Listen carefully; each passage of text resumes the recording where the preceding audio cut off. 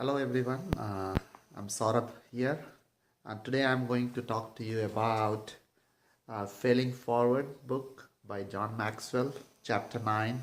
Get over yourself, everyone else has.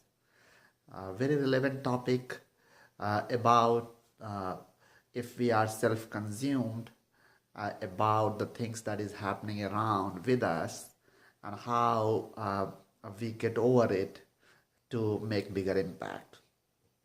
It starts with don't get stuck inside your own ego because it will become a prison in no time flat. Barbara Ward. Very true. If we just self-consumed on ourselves that why this is happening, why I am the victim, why this is happening, why this everything wrong is happening with us, or opposite of it, this happened because of me. This happened because of me. I did because of that. This is happening. So those are both kind of scenarios are self-consuming, and both of them are harmful.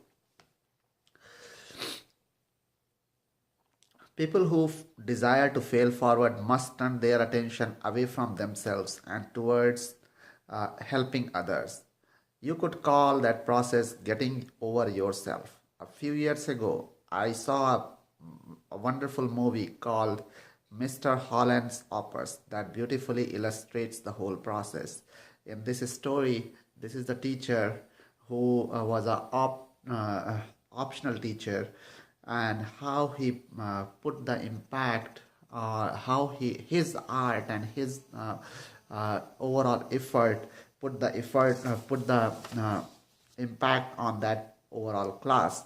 That's what is this movie is about. Many people who struggle with chronic failures do so because they think no one but themselves. Stop focusing on yourself. Generous people are rarely mentally ill people. Are we focusing on ourselves that why it is happening, and how can I take care of this? Or we stop focusing on ourselves and taking responsibility of the things that is happening around and saying that okay, I can make a difference by taking a step. Stop taking yourself too seriously. That is very true. Sometimes in my seminar, I work with lots of leaders, and I have found that many of them take themselves much too seriously. Of course, they are not alone.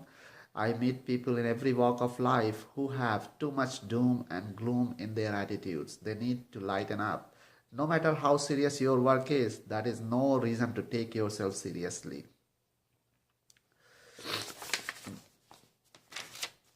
So here, Mr. President Calvin Coolidge was asked in one of the seminar, "Why are you going there, Mr. President?" And he says, "As an exhibit." He could laugh on himself, and he was able to say that I am definitely one of the persons there, and people are going to meet and greet with me, and I'll be like an exhibit there. Start putting the team first. This is a great story about the NBA player David Robinson, who is in top 50 all-time NBA players, and he has won so many Rookie of the Year in 1990, Rebounding Champion 91, Defensive Player of the Year 92.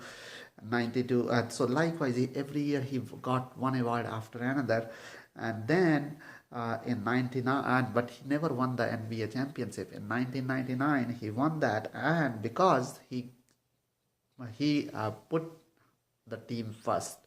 He knew his strength and he gave others chance by passing on, and he won the championship. The result of Robinson's unselfish ability to put the team ahead of himself was success for everyone on team. If you want to win and overcome failure, you have got to get over yourself. Start adding value to others continually. My life is better because of that person. My life is worse. That is, we are not taking responsibility of our actions or the things that is around us. Are we going to uh, uh, take responsibility for that? So here he talks about one of the stories about how when he came to Atlanta and he suffered heart attack, how the people here, Mr. and Mrs. Doris, how they helped him during the whole process. Putting others first in your thinking. So how here the process, how we start doing that. When you know people's value, you can add value to them. Finding out what others need.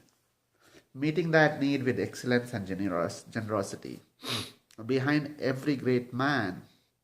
So here he talks about one example, and before that, this is something President Calvin Coolidge said.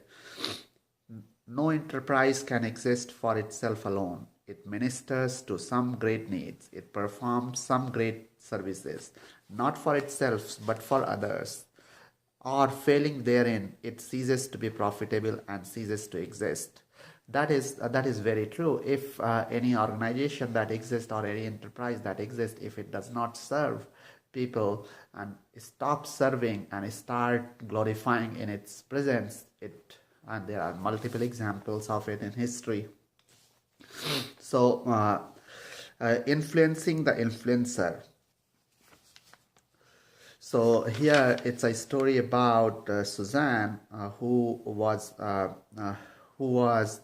born in a wealthy family, and then 24th child, and then how she made an impact, and ultimately when his son asked him asked her to share her methods for writing them down, her reply was, "The writing anything about my way of education, I am much averse so too.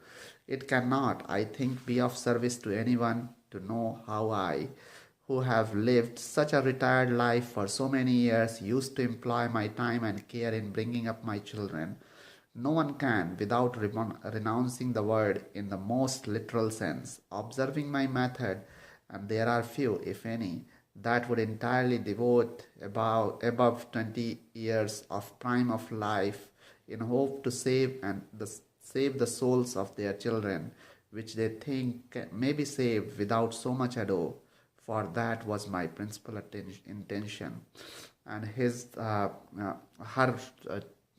children, they did a lot of they are all are famous, and they all did a lot of work for service of the humanity. So that's what she says as her the work or the most benefit that she provided. So here chapter is finished, and then get over yourself and start giving yourself. If a selfish streak has been keeping you from getting over yourself, examine your attitude and determine to make meeting the needs of others a priority of your life. You can start by asking yourself the following questions daily, either at the beginning or at the end of each day. Whom am I pouring my life into? Whom am I helping who cannot help me in return? Whom am I lifting who can't help himself? Whom am I encouraging daily? If you will act with the interest of others in mind every day, you will soon be able to give concrete, affirming answers to these questions. So with that, we are done with chapter 9. Get over yourself, everyone else has. Tomorrow we'll be talking about new section, that is embarrassing failure as a friend, chapter 10. Grasp the positive benefits of negative experiences. I'm looking forward to reading this and sharing with you. With that, we'll talk to you tomorrow.